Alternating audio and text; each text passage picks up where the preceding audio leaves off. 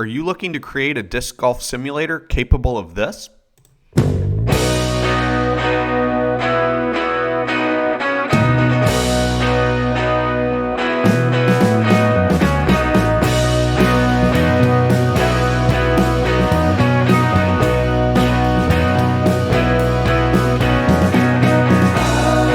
Well, if you are, you're certainly in the right place. Today we're going to take a break from playing the disc golf simulator, and we're going to talk about how we actually built the simulator. If you're looking for more videos on what the simulator actually looks like and how the gameplay actually feels, take a look at my channel. We have plenty of videos on that. But today we're going to go over how much it cost, everything it took to build it, what was a pain, what was easy, all of that type of stuff. So we're going to jump right into it. The first and probably the most important thing that you're going to need for this is a tech disc. So if you're familiar with ball golf simulators, which maybe some of you are, maybe some of you aren't, a lot of people sort of assume that I am, since I built such a big and complicated setup for this, but I've never dealt with a golf simulator before. The first really look at doing this I had was to build this disc golf one. And there's a lot involved, but at the end of the day, it's really not that hard. And I think just about anyone can do it as long as you have the space, which the space that you need is really just the size of a garage. So the tech disc is, like I said, by far the most important. It acts as your launch monitor, which that's what's going to gather all the information for each one of your throws. And it's going to send that back to the computer, which the tech disc then is providing the golf simulator for you as well. So all that information gets fed back into an application on their website, and then it displays the flight of the disc, which I go into how accurate I think that is and all of that kind of stuff in a bunch of my videos. I think it's at least a lot of fun, and the price for the tech disc is $299. It's a little bit expensive in terms of disc golf supplies. A lot of the stuff that we play with is considerably cheaper than this, but I think if you split it between a couple of people, it's a really reasonable price. It gives you a lot of good information and provides hours of fun. With it, to get the most out of it, I suggest you use the Play subscription. Right now it's $4.99 available per month, and it gives you access to 20 holes where the normal tech disc comes with 2 holes right now, and then also gives you access to the driving range. If you're simply looking to work on your form and your technique, I think that the normal or the non-subscription model is just fine. But if you're looking to have fun and play a bunch of holes with your buddies, I really suggest the Play subscription. They also offer a premium subscription for $9.99 per month. What that's really giving you is it allows you to record video of each one of your throws and stores the two things together, which again, if you're really working on form, I think this is a great thing. But if you're really just looking to have fun with this and play a bunch of disc golf holes in a virtual simulator when it's cold out, I wouldn't recommend the premium subscription. I would just go with the Play one instead. That's what I've done, and I think it works out really well. All right, let's jump into building the enclosure. TechDisc actually has an entire section of their website dedicated to what they recommend for building the enclosure. We'll jump into that for a second. Here's an image of mine. The total size of it is 9 feet by 9 feet by 4 feet deep. I did that because that fits in my garage really well. And it allows me to still pull my truck into the garage, which was an important feature for me. Unlike a lot of people, I actually park in my garage, and the enclosure is big enough where I can pull right inside of it and not even have to worry about it. I wanted a really legit disc golf simulator as opposed to just like a net setup with a screen. If we look at what TechDisc actually recommends, they recommend doing it sort of a couple of different ways. The first one, they have these nets available on their website for throwing into, and you'll see a lot of people throw into these and have sort of a screen set up next to it like a TV or that type of thing. I think that works out okay if you don't want a full setup. I really wanted it to be like a true golf simulator where you're throwing into the screen, so I didn't want to go that route. If you look at the other picture they have over here, they have the projector going through the net, and they also recommend another option where you put the projector in between the net and the wall and project onto the wall. I tried basically having the picture go through the net like this, and you end up with what you can see in this image is all these net lines on the screen or blocking the image. And personally, I just couldn't stand it. It tended to get in the way and made it really difficult to play. So I do not recommend doing that. What I ended up going with is building an enclosure and using a net, and then putting a sheet over the top of the net. And we'll get into the details of how I actually made it so that net catches the disc well. Techdisc doesn't recommend using a traditional ball golf impact screen. And the big reason for that is that impact screen can damage the disc. You want it to be flying into something like a net or something soft like a sheet. That way it protects the tech disc itself. So we'll get into how I ended up doing that. But let's jump into actually building the enclosure first. So techdisc links to something, I believe it's Carl's, that has different golf simulator enclosures. There's all sorts of places on the internet that has these golf enclosures. They all mark up the prices quite a bit from what you actually need. You can buy what I would call is just the fittings right off of Amazon, and they're pretty cheap at the end of the day. So for all of the fittings that you need to build this enclosure, it was just under $100. What you end up needing is you need 2 corner pieces that are 90 degrees, and then 6 3-way corner pieces. I have the link to these down in the description. There's a lot of other ones out there on Amazon, but I would be sort of careful when you're looking through them. A lot of them will say that they accept 1-inch EMT conduit, but they actually don't.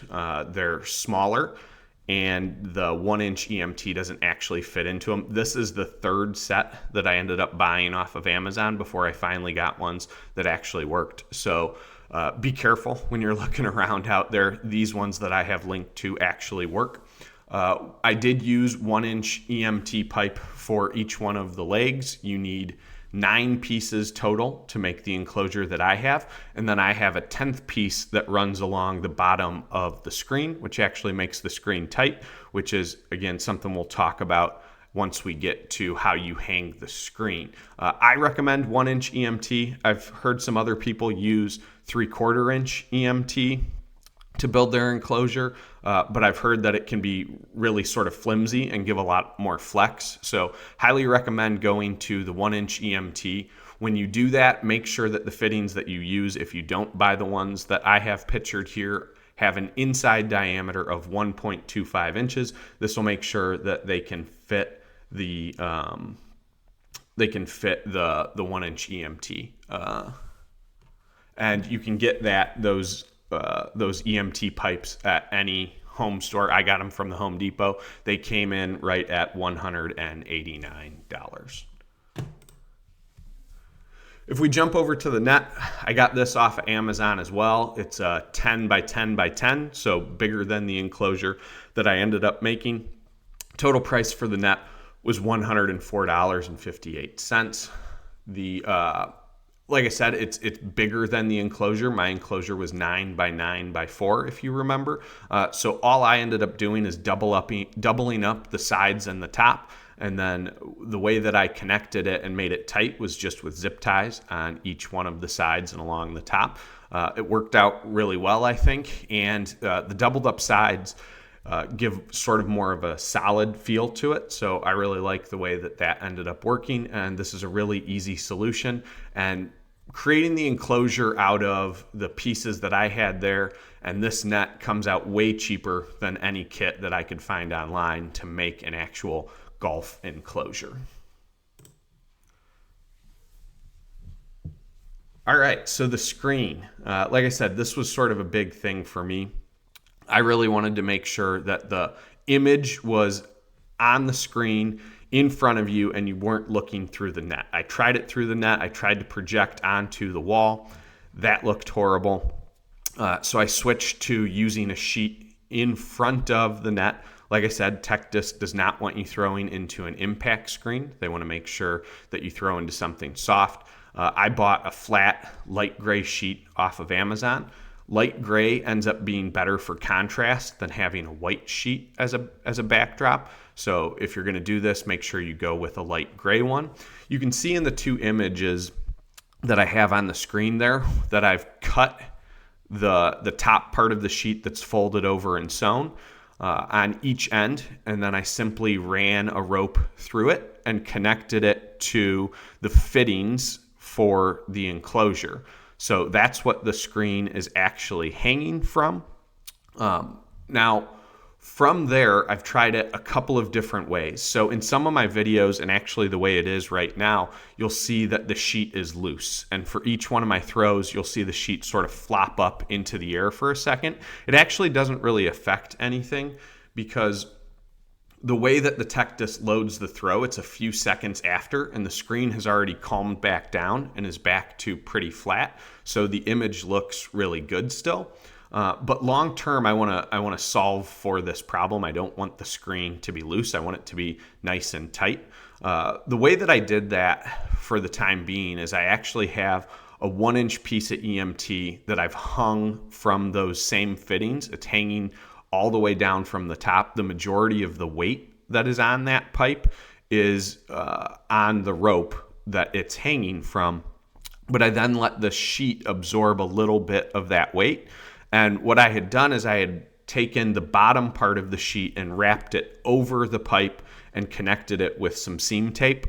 The seam tape didn't end up holding up and it blew out, and that's why right now you'll see in my videos that the sheet is loose again. But what I'm going to do is I'm going to have somebody who can sew a pocket in the bottom that's exactly like the one that I have on the top of the sheet.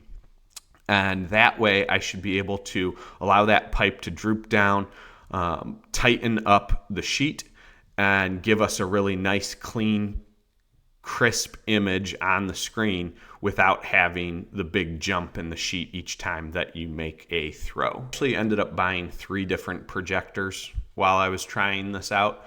I bought them all off of Amazon, so really easy return policy for the ones that I didn't end up using. The projector that I'm using right now is the Godey 4K projector. It has 800 lumens. Lumens is basically just going to be how bright of an image the projector can actually display. That's not a lot in terms of the projector world. So 800 is really low, but the price of this thing was great at just $245. And if you're using it in a dark room, this is going to work out really well. I'm using it in my garage, which I've said. If you see on the image there of the projector, my garage door has windows in it. It's not that dark of a room. So you really want something that's going to be brighter than what this projector provides. It works for the time being, but I will eventually probably upgrade away from this. But one of the biggest things that I like about this projector is that it has wireless screencasting. So I can connect directly from my phone or my laptop without running an HD cable to this. You'll also see that I have it mounted simply on my garage door opener bracket, which was a really easy solution, and we have power there. So I didn't have to run any wires to put this projector up. Power was already there, so really easy option. Great way to get this done on a budget. One of the other projectors that I wanted to mention that I did try out was the Epson EX 11000. Now, this had 4600 lumens, so again, when we're talking about brightness, this thing was unbelievable. So the picture quality of this projector was amazing. I mean, it solved the brightness issue for playing during the day 100%. The biggest problem with it, and one of the biggest reasons I didn't keep it, was the throw distance. So the throw distance is the distance that the projector has to be from the screen that you're using. This thing needed to be, I think it was something like 19 feet to get the image the size that I wanted it on the screen, the same size as what the Godey 4D is doing. So almost twice the distance further away from the screen. And that just wasn't going to work. It would basically have to be out of the garage in order for it to work. So ended up not being the greatest option on the face of the earth. It had an option to make the image a little bit bigger, but not big enough in the amount of distance that it would have to cover. So it had like a multiplier, but that didn't end up working out either. And then the other thing, screencast with it was unbelievably difficult to get set up. So it suggested it was able to do it. I was able to get it to wirelessly connect, but the steps were just insane, and I can't imagine doing it on a daily basis. So for the time being, still using the GoD. I'm probably going to be looking to upgrade at some point to something brighter, but I haven't found it at this point.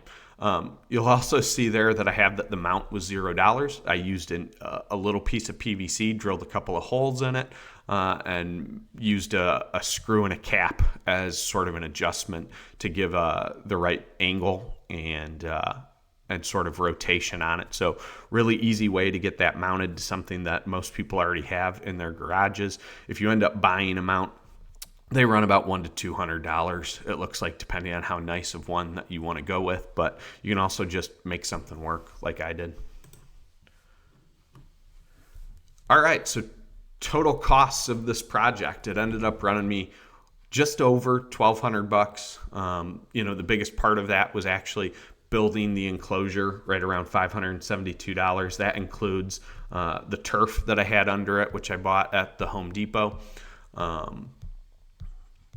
And $93 in miscellaneous. That's stuff like the zip ties to hold the screen together and just little bits and pieces that we ended up needing. But overall, a really affordable golf enclosure build.